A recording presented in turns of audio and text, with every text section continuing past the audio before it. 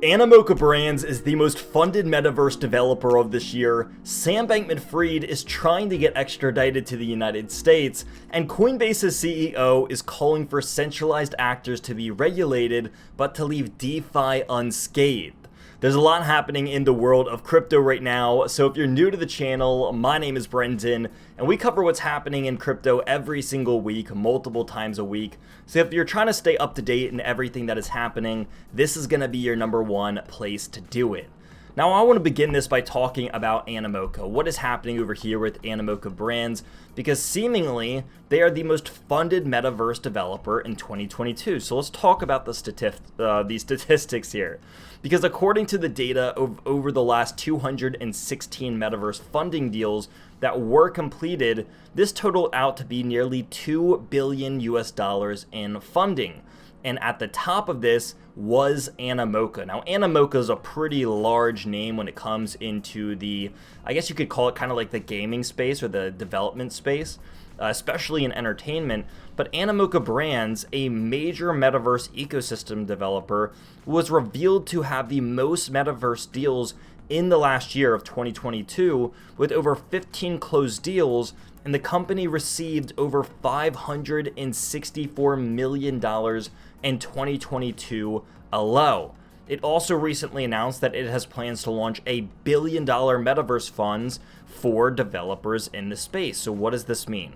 Well, when it comes to what's happening in the play to earn space or the metaverse or crypto gaming, whatever you want to call it, it looks like Animoca is making big strides to be at the forefront of this. Now, previously, there was a number of other players that were trying to do this. You had Gala and you had a lot of these other decentralized gaming projects that were trying to make these pushes, some successful, some weren't. But Animoca is not originally from blockchain, right? They're not an original crypto project, but they are certainly trying to take over market share here, and it looks like they're doing it pretty well with the most closed deals and nearly $500 million in funding over the last year.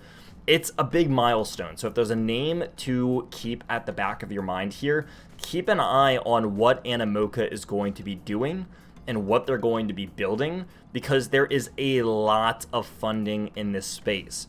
Nearly $2 billion in funding is no small feat. That's not a little number. That's a lot of money to be coming in during a pretty bearish time for crypto.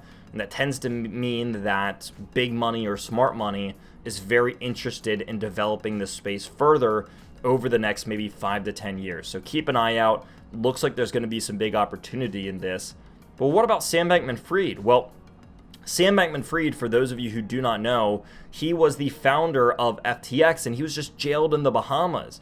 Now, he only lasted a couple of weeks in there. If you're not familiar, the Bahamian prison that he was in is a pretty nasty one. It's kind of well known for being not the most clean and sanitary and enjoyable place to be.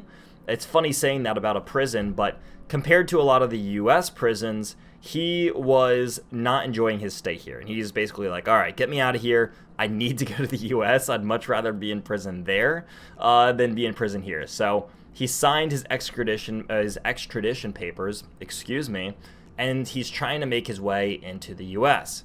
Now, if this happens, this is what a lot of people were kind of looking out for or waiting for, kind of seeing what's going to happen to Sam Bankman-Fried once he's in the US. And what that will enable us to do is therefore have him in a lot of these court hearings and trials, especially when it comes to the House and the Senate, saying that they wanted to make sure that he testified. And it looks like we're going to be able to do that if he makes his way into the United States. So maybe this is good news, maybe it's not. Only time will tell. Now, this has to be one of my favorite articles because Coinbase's CEO is calling for essentially just centralized actors to be regulated, but not DeFi. Now, why is he saying this, and should we agree with him? Number one, I think we should agree with him. And the reason that he's saying this is because if you look at all of the platforms that have gone under this year, the mass majority of them are centralized failures, meaning that because they were heavily centralized, these projects failed. You look at Voyager, you look at Celsius, you look at Terra Luna, you look at FTX. these are all centralized platforms that are failing and that went under.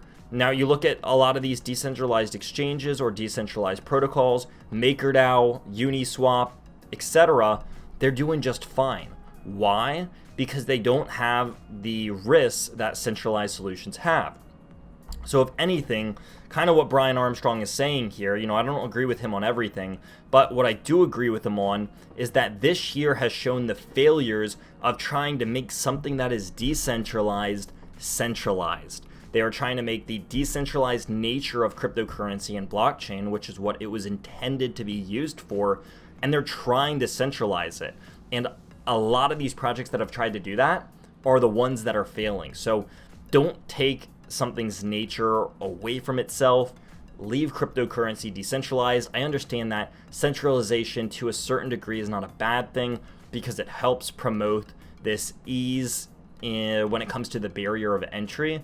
And so it's a double-edged sword. But I think he's right. There's no need to regulate DeFi because of centralized finance's mistakes here.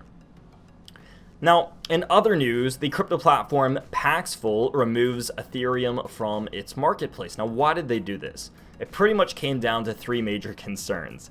Number one, they said that they didn't like Ethereum's move to proof of stake. I think that they are the second person that I have heard say this out of the thousands of platforms and projects and influencers that exist out there. I think most people recognize that this is an overall good move for Ethereum. Paxful said that they didn't like it.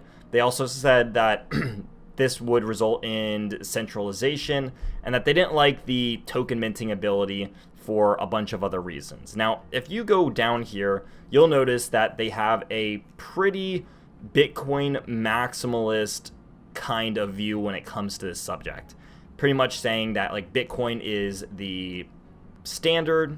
And there's a quote here from their CEO saying, "I want to see a world where Bitcoin frees billions of people held back by its evil systems, especially those unnecessarily harmed living in the global south." Now, we need to address the issue that Bitcoin is not really intended to be a one world currency.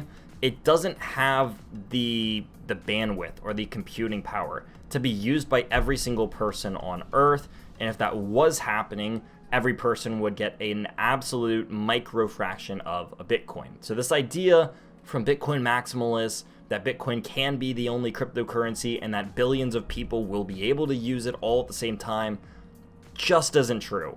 Now, maybe you can make an argument that it would potentially be possible on the Lightning Network, but in Bitcoin's current state, it just would cause a lot of issues. There would be extremely high gas fees and extremely slow transaction speed. So there's a number of issues that go in here. I think that his argument is odd at best, especially for someone that should know better. But, I concede. Let's move on. Now, in our final article, Celsius amasses 30 potential bidders for its assets. Now, this comes just after FTX announced that they are going to be purchasing, Voyager's assets. So Celsius is saying, hey, can we get a similar deal here? Can we get someone to come in and buy our assets for maybe a fraction of what they're worth or pennies on the dollar? We'll see. Celsius is trying to kind of pull off the same thing that happened to Voyager. It's unclear as to exactly what is happening behind the scenes, but so far they've amassed 30 potential bidders, and who knows? Maybe FTX is one of them. So lots of stuff that is happening behind the scenes of crypto. Bitcoin is moving pretty steadily, hovering right around that $16,000 to $17,000 area. It's fallen over the past couple days of this week, but remained pretty steady. It's only down about 0.5% on the day. And so as we move into Christmas, I don't expect anything too crazy happening till probably after New Year's. There's going to be a lot of days where the traditional markets are going to be closed. You're going to have Christmas and New Year's, and I think a lot of the traditional markets are going to be closed because of those. And so I don't see crypto doing anything too crazy until after the New Year's. So it looks like we'll probably have a pretty steady ride in between our chop range, which is around 18,500 down to around 15,500. So there is this $3,000 range where Bitcoin has just been chopping inside of over here, and I don't really expect that to change until after New Year's. But if you did enjoy the video, make sure you hit that like and subscribe button. Again, we make videos just like this one every single week, multiple times a week. So if you want to stay updated on everything that's happening in crypto, this is your #1 spot to do it. But until next time, everyone, I will see all of you very, very soon.